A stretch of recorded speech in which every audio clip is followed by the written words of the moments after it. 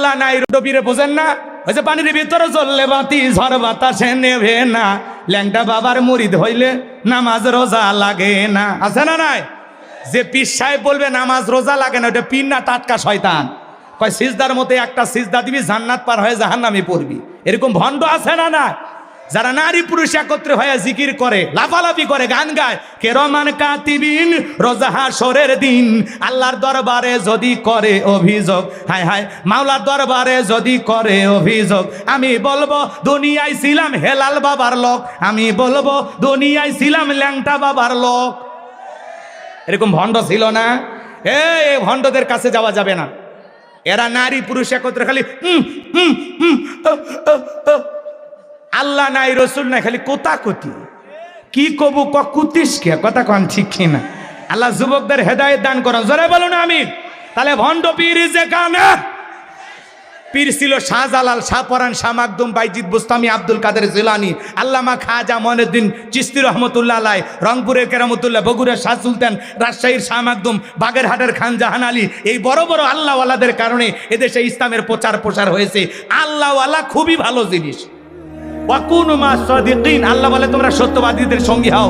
যে পীরের পা থেকে মাথা পর্যন্ত নবীর সুন্নত দিয়ে ঢাকা, যার চেহারার দিকে তাকালে আল্লাহর কথা স্মরণ হয়, এমন হক্কানি আল্লাহওয়ালা যেখানে আমরা আছি সেখানে। কথা বলে ঠিক কিনা? পীর ছিল শাহজালাল, খানকায় পীর, রাজপথে পীর, নারায়ে তাকবীর হুঙ্কার দিয়েছে, গৌরগোবিন্দ ধুতি খুলে পালাছে। এমন পীর হওয়া লাগবে। আর এখন পীর মাথার চুলে জট, হাতে গাঁজার পর, গাঁজা খায় মোজদারি লাল বানাইছে। মাজারগুলো গাঁজা খাওয়ার নিরাপদ মানে জায়গা, এমন জায়গায় বসে গাঁজার কলকিতে টান মারে, বাইরে থেকে পুলিশের লোক দাঁড়িয়ে থেকে বলে ওরসে রান্না চলতেছে। হাই রে ভণ্ডরে ভাই, কথা কন ঠিক কিনা? আজও পৃথিবীর জমিনে তাকা দেখেন, যারা খানকায় বসে হুহু জিকির মারতেছে, লাফালাফি করতেছে, নারী পুরুষ একত্রে নিয়ে বাতি নিভায় জিকির করতেছে, ওদেরকে কেউ টার্গেট করে না। যারা কোরআনের হক কথা বলে, কোরআনের সমাজ কায়েম করার স্বপ্ন দেখে, তাদেরকে টার্গেট করে করে ভিতরে ঢুকানো হয়। কথা কন না কেন? কথা অনেক বলার ছিল, রাত অনেক গভীর হয়েছে, আর বলবো না, কথা বাড়াইলেই বাড়বে। কথা কন ঠিক কিনা?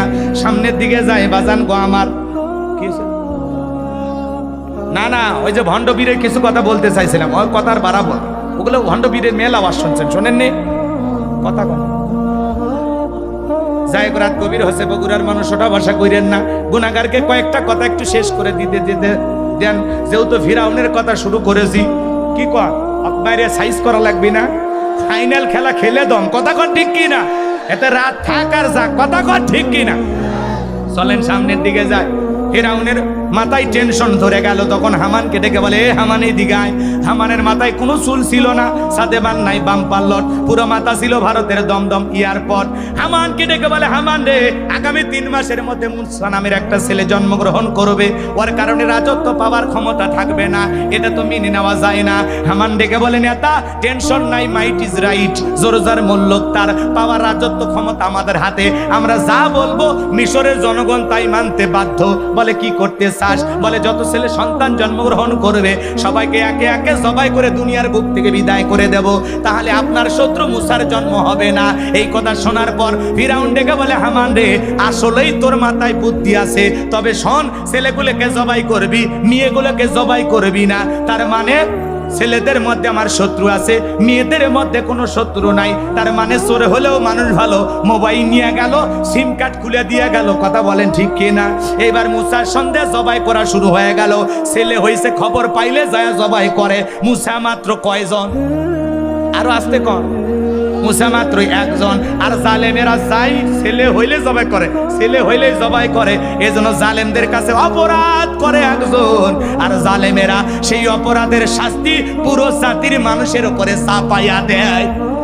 কথা কন ঠিক কিনা? এইবার মুসার সন্দেহ ছেলে জবাই করা শুরু হয়ে গেল।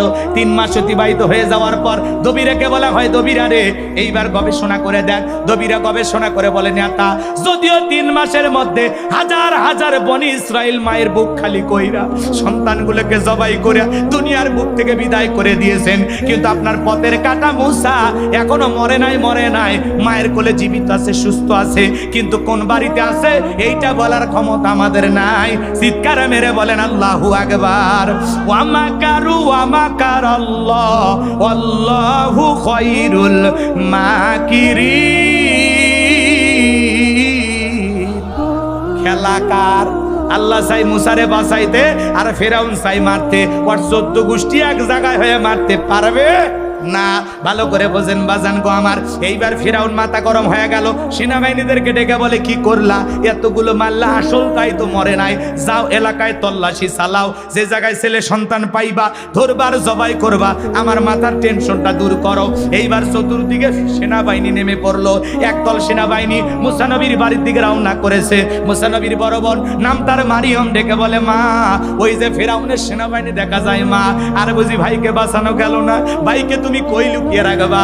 এইবার মুসা নবীর মা সন্তানকে নিয়ে দিক সেদিক দৌড়াই, কে যেন গাইবি আওয়াজ দিয়া এলহামের মাধ্যমে বলে মুসার মা, চুলার ভিতরে তোমার ছেলেটাকে ফেলে দাও, কথা দিলাম গো তোমার ছেলেকে আবার তোমার কোলে ফেরায় দেব, বলুন সুবহানাল্লাহ। এইবার ফিরাউনের সেনাবাহিনী পুরো বাড়ি সার্চ করলো, তল্লাশি চালাইলো, কোথাও মুসা নবীকে পাইলো না।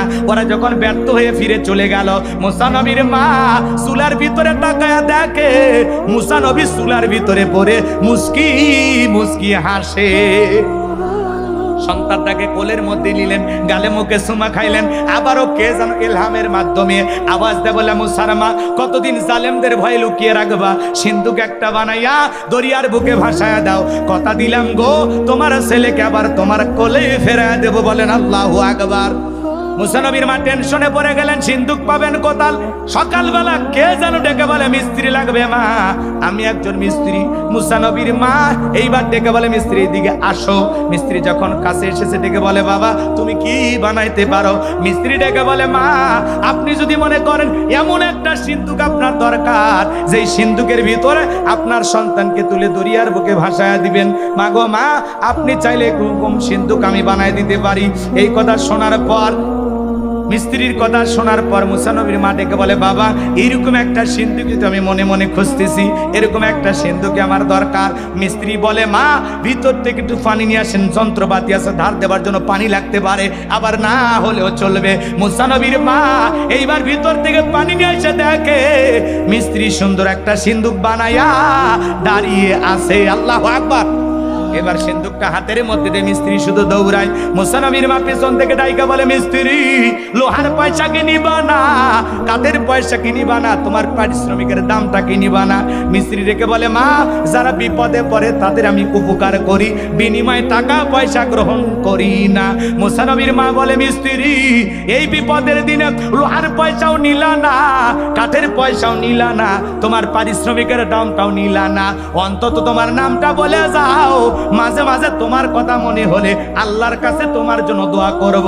মিস্ত্রি এইবার বলে মা আমি দুনিয়ার সাধারণ কোনো মিস্ত্রি না, আমি আল্লাহর ফেরেশতা, আমার নাম হলো জিবরাইল। এইবার সিন্ধুকের ভিতরে মুসা নবীকে তুলে দরিয়ার বুকে ভাসায়া দিলেন। আর মেয়ে মারিয়মকে বলে মা সিন্ধুক ভাসতে ভাসতে কই যায় খবর নিবি। এইবার সিন্ধুক ভাসতে ভাসতে চলে গেল ফিরাউনের ঘাটে। ওই দিন বিকেল বেলা ফিরাউন তার প্রিয়তমা আসিয়াকে নিয়ে আসছে সমুদ্র সৈকতে হাওয়া খাইতে। ফিরাউন মাঝে মাঝে বউকে নিয়ে বিনোদন করত, করার দরকার আছে না নাই? রাগ করেছেন মনে হয়। এজন্য মাঝে মাঝে যুবক তোমরা বউকে নিয়ে কক্সবাজার যাবা, বউকে নিয়ে মাঝে মাঝে এখানে সেখানে ঘুরতে গেলে কোনো বাধা নাই। কথা কয় না কা, এ হালাল বিনোদনে বাধা নাই।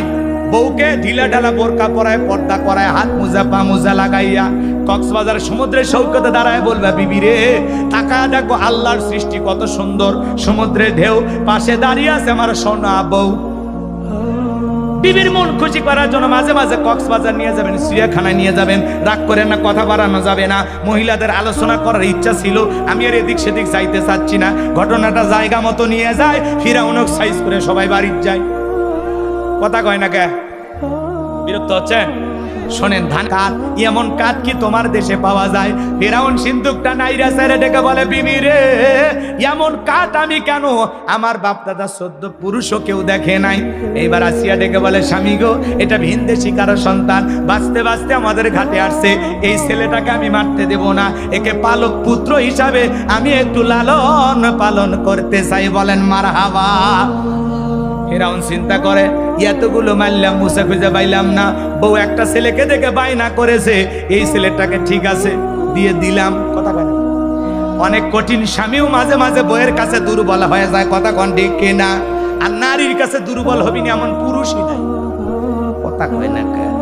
রাগ করেছেন মনে হয়। এইবার ফিরাউন ডেকে বলে ঠিক আছে আসিয়া মানলাম, এই ছেলেটা আমাদের পালক পুত্র। আসিয়া ডেকে বলে স্বামী গো, শুধু ছেলে দিলে হবে না, যেই মহিলারা এই ছেলেকে দুধ পান করাবে মাসে মাসে বেতন দেওয়া লাগবে।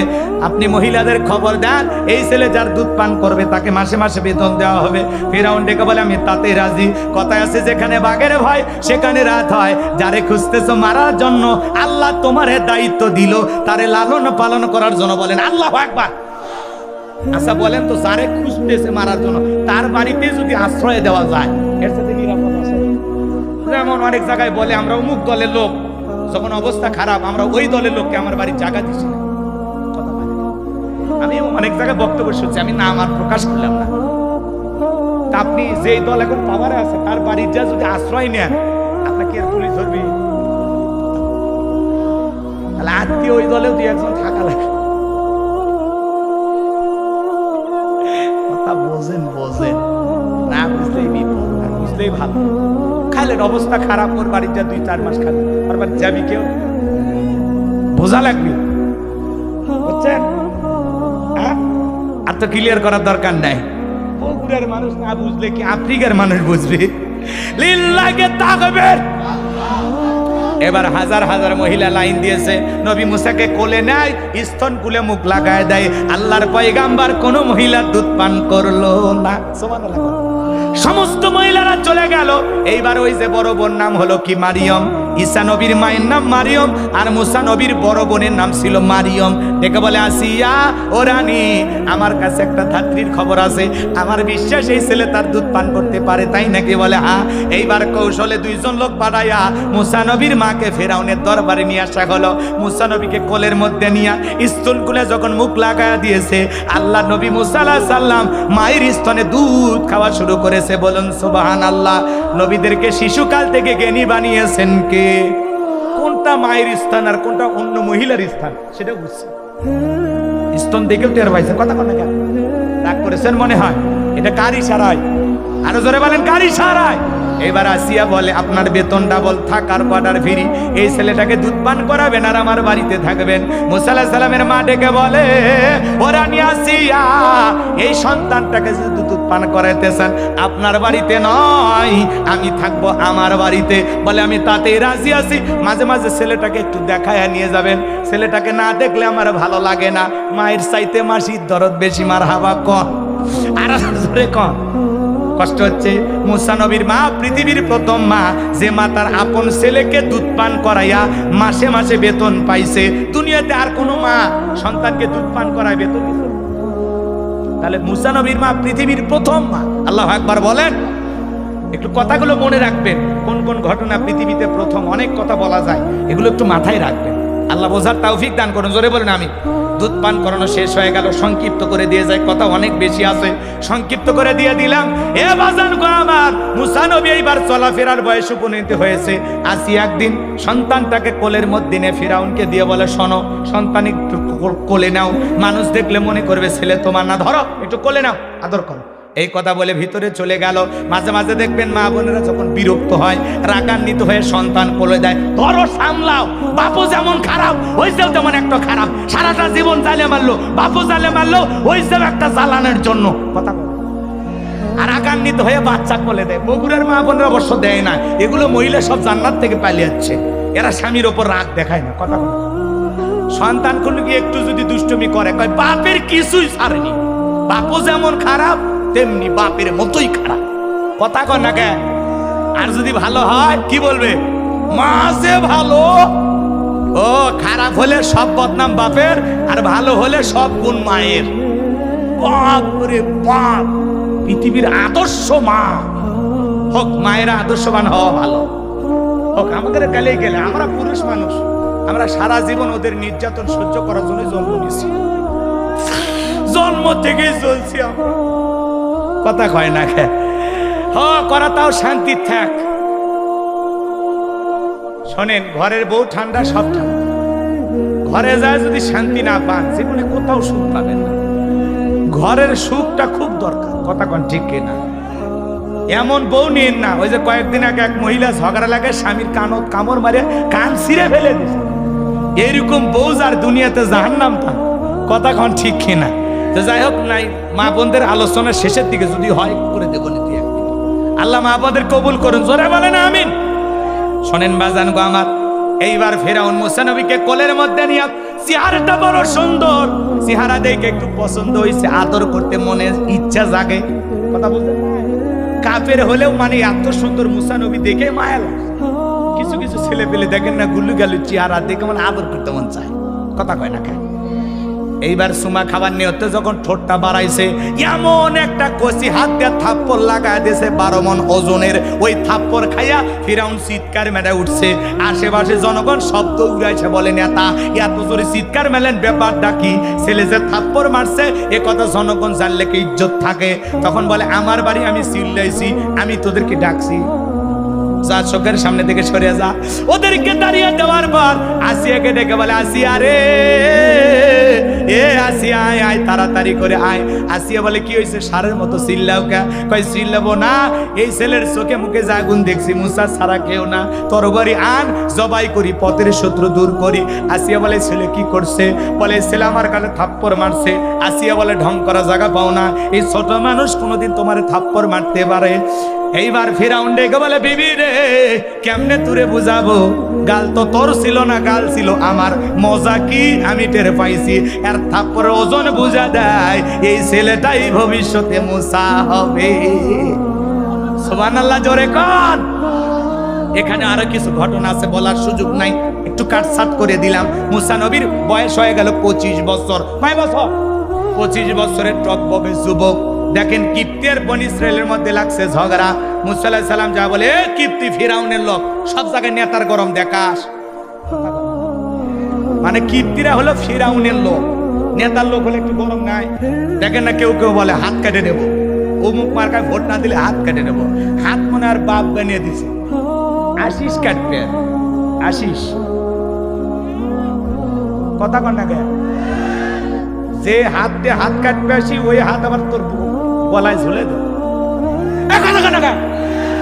সাহস কি? ভাই হাত কেটে নেওয়া হবে অমুক মার্কায় ভোট না দিলে। সাহস কি? ভোট কৃষক দেওয়া লাগবে, এ কথা কন না কে? এমনি হয়ে যাবে। আমরা দোয়া করতেছি, ঘরে বসে দোয়া, কষ্ট করে এই পাও হাতিয়ে হাঁটে হাঁটে কেন ভোট কেন? আমরা দোয়া করতেছি তোমরা ভালো থাকো, কথা কন না কে? জনগণ যদি নাই যায়, আমার একটা বুদ্ধি শুনে একবারে কিছু লোক কন্ট্যাক্ট দেয়, বাবা এটা কর, তোকে 1000-1000 টাকা দেব। মানুষ টাকার আগে ভোট দৌড়ে, আমার দিলেও আমি করে দেব, কথা কয় না কে? যে মানুষের কষ্ট দেওয়ার দরকার খেলা হবে। রাগ করতেছে, কষ্ট পাচ্ছেন, মাঠে কেউ নাই, কার সাথে খেলবেন? ওনারা নিজেরা বলতেছে। গত কয়েকদিন আগে বোঝেন, এক মন্ত্রী বলে কয় মাঠে কেউ নাই, কার সাথে খেলবে? পরে আবার বলতেছে না, 1600 এতজন আছে তাদের সাথে। জি জি, আমরা বুঝি, এদিকেও খালাতো ভাই, ওদিকে চাচাতো ভাই, ওদিকে দুলে ভাই, সবাই একই পরিবার, কথা কন ঠিক কি না? আল্লাহ এদেশ ইসলামের জন্য কবুল করুন। আমরা কোন দলের জন্য দোয়া করব না, বদদোয়া করব না, আমরা একবারে জায়গা মতো ধরে থাকবো। করস বোঝেন, করস, কথা কয় না কে? আর যদি আমরা কখনো লড়ি, কখনো সামনে এগিয়ে যাই, আমরা কিচ্ছু চাই না, আমরা কোরআনের সমাজ কায়েম করতে চাই। এর জন্য যদি রক্ত দেওয়া লাগে দেব, জীবন দেওয়া লাগে দেব, কথা বলে ঠিক কিনা? প্রয়োজনে বিবির কাছ থেকে বিদায় নিয়ে, সন্তানদের কাছ থেকে বিদায় নিয়ে, আল্লাহর জমিনে কোরআনের সমাজ কায়েম করার জন্য মাথায় কাফনের কাপড় বেঁধে, ভবিষ্যতে যদি কখনো ডাক আসে, কারা কারা জীবন দিতে তৈয়র, 2 হাত তুলে দেখা। লিল্লাহে তাকবীর। আমরা যদি লড়া লাগে, ইসলামের জন্য লড়ব, ইসলামকে প্রতিষ্ঠিত করার জন্য।